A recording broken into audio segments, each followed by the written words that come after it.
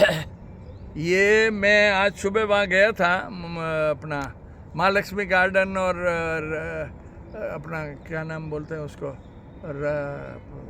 सुंदर नगर और पंचम वो परशनाथ कॉलोनी ने बजरंग नगर ने उस एरिया में गया था सुबह। तो वो कोई महिला थी, वो बेचारी बहुत पीड़ित थी, उसका घर चारों तरफ से पानी से घिरा हुआ था। तो वो मुझे कह रही थी कि भाई साहब मेरे उधर चलो। और मैंने कहा मेरे को कहीं जाना है, वो प्रदीप इंगड़ की पिंटू इंगड़ की जन्म तिथि थी आज।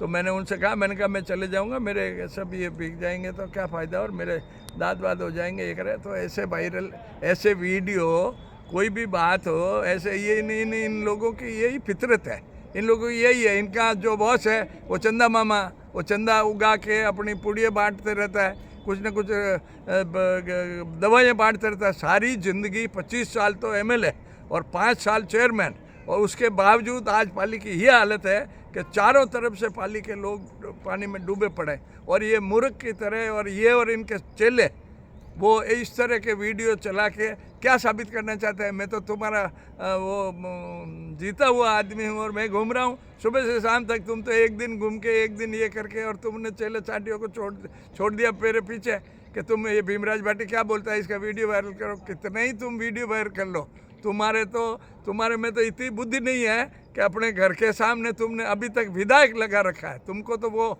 अभी तक सपना आता है कि मैं विधायक ही हूँ, मैं विधायक ही हूँ। काहे के विधायक हो, तुमको कम से कम शर्म आनी चाहिए। अपने घर के सामने विधायक का बोर्ड लगा रखा है, तुमको पूर्व विधायक लिखते हुए शर्म आती है क्या? हमने तो कभी नहीं लिखा कि पूर्व विधायक, या हमने तो कभी भी नाम ही नहीं लिखा कभी। और अब मैं विधायक हूँ तो तुम्हारी छाती पे मैं जीत के आया हूँ। पब्लिक ने मुझे जिताया है और पब्लिक ने मुझे सेवा करने के लिए जीता है। तुमने भूमाफियाओं के साथ मिल के यहाँ प्लॉट काट दिए, जो नदी नाले थे या जो बाड़े खाड़े थे उनके ऊपर मंदिर बनवा दिए।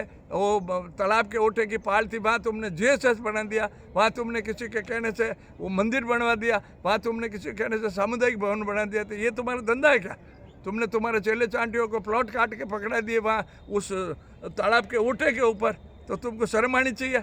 और तुम इस तरह भीमराज भाटी क्या बिगाड़ लोगे? भीमराज भाटी को तो जनता ने जिताया है और जिता के मैंने साबित किया है। तुम 5 साल में कभी विधानसभा में कुछ नहीं बोल सके, तुमने कुछ नहीं भला किया। और उसके बावजूद मैं तो 25 दिन में 30 दिन विधानसभा चली, उस 30 दिन में मैंने साबित कर दिया अलग अलग लोगों की अलग अलग कम्युनिटी की अलग अलग समस्याओं के बारे में। विधानसभा में जोर से मैंने इनकी पाली की जनता की आवाज़ को बुलंद किया। और तुम तो नींद लेते रहे, गुटखे खाते रहे, और तुम अभी मेरे से टकराने की बात करते हो या मेरे खिलाफ दुष्प्रचार करवाते हो अपने चेले चाटियों से। वो हिम्मत हो तो आ जाओ मैदान में।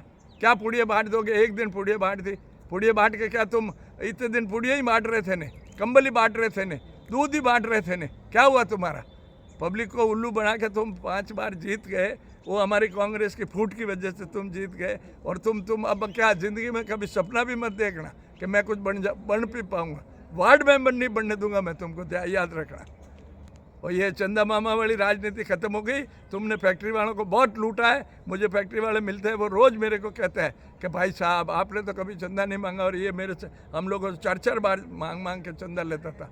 तुमने इलेक्शन ख़त्म होने के बाद इन फैक्ट्री वालों से पैसा मंगा कर लिया है। ये फैक्ट्री वाले यहाँ मौजूद है, और फैक्ट्री वालों ने खुद ने मुझे कहा है कि यार आपने तो कभी 9 इलेक्शन लड़े हो, और 9 इलेक्शन में कभी पैसा नहीं मांगा हमसे कभी चंदा नहीं लिया। और ये तो इलेक्शन ख़त्म होने के बाद भी पैसा मंगाते रहा, और 1,50,000 रुपये उसको देते थे तो ये मुंह पे फेंक देता था। और इस अभिमान की वजह से ये आ रहा है। अगर ये इतना अभिमान और इतना गरूर नहीं करता तो कभी नहीं हारता।